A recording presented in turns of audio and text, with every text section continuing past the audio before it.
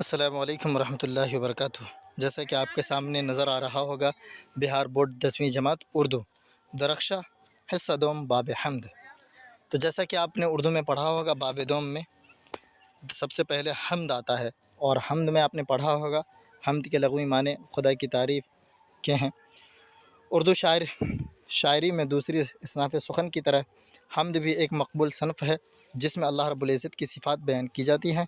اردو کے تقریباً تمام ہی شعراء نے اس صنف میں طبع آزمائی کی ہے۔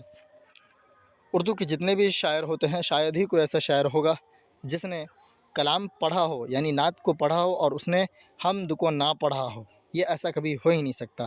کبھی بھی کلام کی شروعات سے ہی حمد پڑھی جاتی ہے، اور اردو کے تقریباً ہر شاعر نے بلا تفریق و مذہب و ملت، اردو کے چھوٹے بڑے ہر شاعر نے حمد میں اپنا خامہ فرسائی اور اپنی قادر الکلامی کا مظاہرہ کیا ہے۔ اب دیکھیے، حمد میں ہی پتہ چلتا ہے کہ خدا کی صفات کیا ہے، اور حمد میں ہی خدا کی تعریف بیان کی جاتی ہے اور صفات بیان کی جاتی ہے، اور اس میں ہی بتایا جاتا ہے کہ دنیا کے خالق کائنات یعنی دنیا کو کس نے بنایا۔ وہ قادر مطلق ہے، اس کی ذات یگانہ ہے، یعنی وہ اس کی ذات، اللہ کی ذات اکیلا ہے اور وہ یکتا ہے، اس کا کوئی شریک نہیں۔ اس کا کوئی شریک نہیں کا مطلب تو سب جانتے ہی ہوں گے۔ چنانچہ حمد کے اشعار میں صرف اسی ذات واحد کی صفات بیان کی جاتی ہے۔ واحد کے معنی اکیلا آتا ہے، اور ذات سے مراد یہاں پہ اللہ کی ذات ہے۔ اس حمد میں جتنے بھی تعریف یا جتنے بھی صفات بیان کی جاتی ہیں حمد کے ذریعے، وہ صرف اور صرف اللہ کی ذات کی صفات کو بیان کی جاتی ہے۔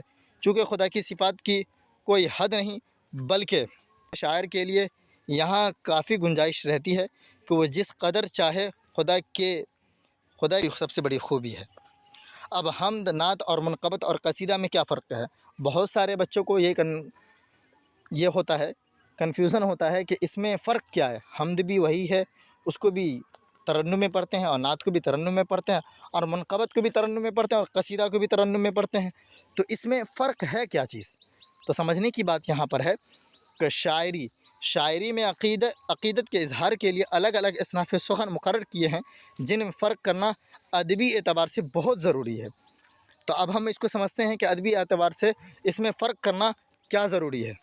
تو حمد میں صرف اور صرف اللہ کی تعریف کو بیان کی جاتی ہے، اور نعت میں خدا نبی کریم صلی اللہ علیہ وسلم، یعنی اللہ کے حبیب نبی کریم صلی اللہ علیہ وسلم کی تعریف کو بیان کی جاتی ہے، اور قصیدہ عام یا خاص کسی شخص کی تعریف بیان کی جاتی ہے۔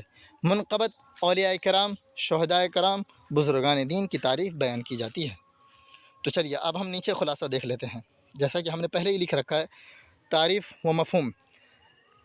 صنف سخن کیا ہے؟ دیکھیے، ہم جس میں اللہ رب العزت کی صفات اور اس کا کوئی برائی بیان کی جاتی ہے، اور اس کی برائی بیان کی جاتی ہے۔ نعت وہ کام جس میں حضور کریم صلی اللہ علیہ وسلم کی شان میں مدیحہ اشعار پیش کیے جاتے ہیں، اور منقبت جس میں بزرگان دین، خلفائے راشدین اور اولیاء اللہ کی تعریف بیان کی جاتی ہیں۔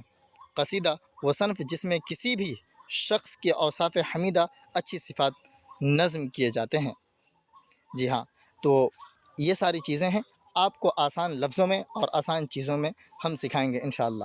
اگر آپ اسی طرح سے ہمارے ساتھ اگر آپ سیکھنا چاہتے ہیں تو آپ ہمارے چینل کو ضرور فالو کریں اور اپنے دوستوں تک بھیجیں، اور انشاءاللہ اسی طرح کی PDF تیار ہوتی رہیں گی اور آپ تک آتے رہیں گی۔ السلام علیکم ورحمۃ اللہ وبرکاتہ۔